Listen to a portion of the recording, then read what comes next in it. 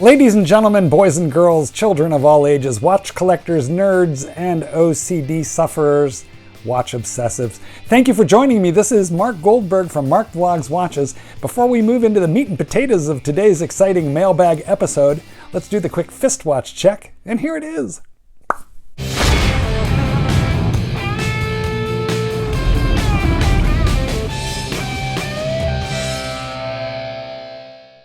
Do me a huge favor and drop a like on this video. Also, please subscribe if you haven't already done this, and let me know in the comments what you think of my advice. Today I am once again wearing the Seiko Tuna. Gotta make you a video on this. I'm having a very vast, hard love affair and honeymoon. Guys, I have a multi-page letter.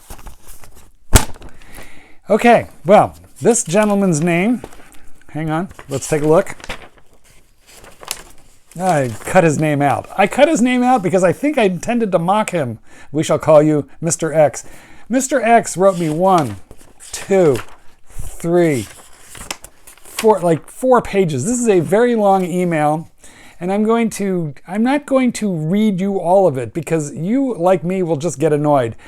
The guy has problems. He's got big horological Rolex problems. Let me tell you what his problems are. Okay, so our friend was just offered a Pepsi. That is the 12610 BLRO steel Pepsi on a Jubilee bracelet. That is a Rolex GMT, and it is one of the very hardest to get of the steel sports at this time. And his AD has just offered him that. Now, does that sound like a problem to you? Doesn't sound like a problem to me either. But our friend thinks that maybe he should sell something in the collection to make room for it. And it doesn't look like he has to flip it in order to raise the money. Looks like he just thinks he should. So he's going to tell us, let's call him Bill. Bill, thanks for writing. I don't mean to make fun of you, but this is not such a problem as you think. Anyway, this is what Bill tells us. Bill says he's got a No Date sub. That's the 124060. Is the modern ceramic. It's actually the new 41 millimeter No Date sub. He says he wears that on a regular basis. And per Chrono 24 now, he says he thinks it's valued at about $13,600.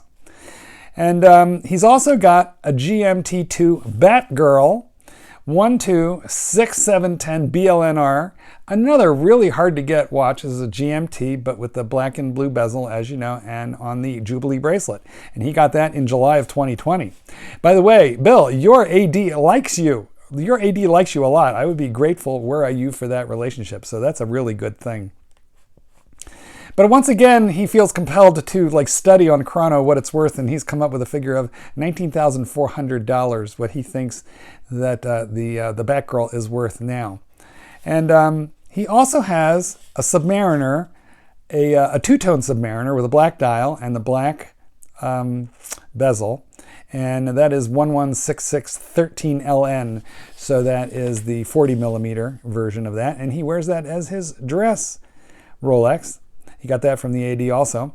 And once again, he's studied Chrono, and Bill has found that it's worth $15,700. Now, here's where it gets a little interesting. Bill says, I was on the AD's preferred customer list for a Cermit since they were released last October. Last month, my AD called and asked me if I wanted the Cermit, the 126610LV. That is a very, very tough to get watch. That's the 41 millimeter Submariner with the green bezel, very similar color to what the discontinued Hulk has for a bezel, but with a black dial. So it's Cermit because, well, people call it the Starbucks too, but the Kermit updated with ceramic, now Cermit. Okay. The AD called him to see if he wanted a Cermit. What a lucky, lucky man you are, sir. The AD actually told me another preferred customer had passed on it. Ooh, big mistake. You get to profit from somebody else's silly mistake.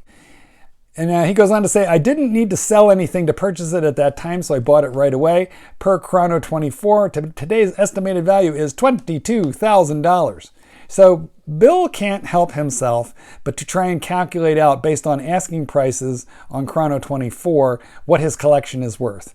And he's running, jumping, he's like a rat in the wheel trying to figure this out because he decided he might want to sell something. Okay, I think it's a bit of a mistake to like consistently and constantly analyze what your watches are worth. I think it kind of sucks a lot of the enjoyment out of them. Don't get me wrong, it's good to know the big trends and what's happening in the watch world, but if you become obsessive about what the watch is worth and you're constantly ranking them in terms of how much money that you can get for them, well, you're just not going to enjoy them to the same level. Remember, feel the steel. He says, I would very much appreciate your thoughts on what to sell and where. Now, is that because he's been offered the BLRO, the Pepsi? He says, I need to sell something, but he doesn't say why. I'm not sure it's for the money. I think it might be to thin the herd, but let's proceed. I would appreciate your thoughts on what to sell and where. I now have 3 black-dialed subs with different bezels, a GMT Batgirl, and an offer to buy the Pepsi. So someone, an offer that he could buy the Pepsi.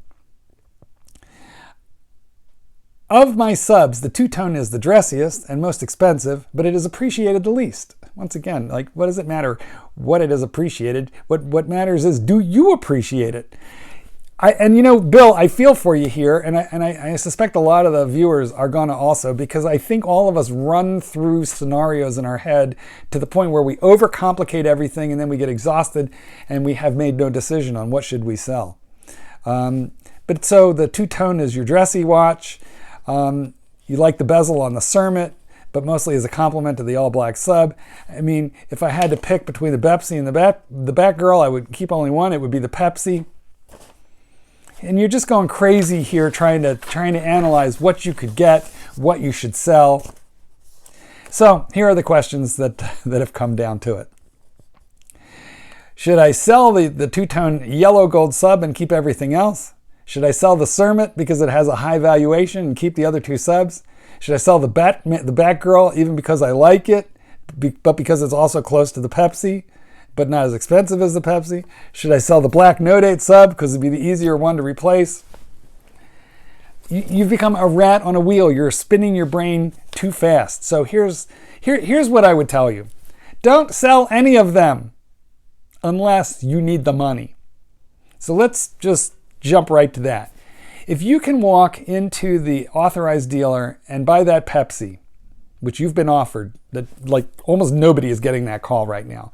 Steel Sports is very hard to get, but that Pepsi is at the top of the hard to get list, and you got the call. So if you can walk in there, swipe a credit card, walk back out with your brand new Pepsi without selling anything, that's what you do. Okay? Don't sell anything. Now, on the other hand, if you have to sell something because now you're going to be watch rich and cash poor, okay, of all the things that I would sell that you have, it would be the two-tone one. Okay, it would be the two-tone one, because no, I don't think your 120460, your No Date ceramic sub, is the easiest watch to replace. I think the two-tone watch would be the easier one to replace. Steel Sports is getting to be darn near impossible, but you have a lot of sports watches. You only have one two-tone. I guess if I had to part with one of them, in my estimation, that's the one it would be. Guys, what do you think of this dilemma? Bill has got too damn many watches. And Bill, I don't actually think you need to sell any of them, but if you do, stop trying to work this out as though you were managing a hedge fund. You're managing a watch collection. Which one do you enjoy the least? Sell that one off. If it were me, I would sell off the two-tone, because that's the black dial. If it was the blue dial, ooh, then we'd be right back to square one. But my advice is sell absolutely nothing. And if you have to sell one of them to raise some cash, well, I would sell that two-tone sub, because I think that will be a little bit easier to replace than anything else. Guys, what do you think of Bill's problem? What should he do? That's what I think. Like this video, please subscribe. We'll do this again soon. This is Goldberg. Peace out. Paint the sky.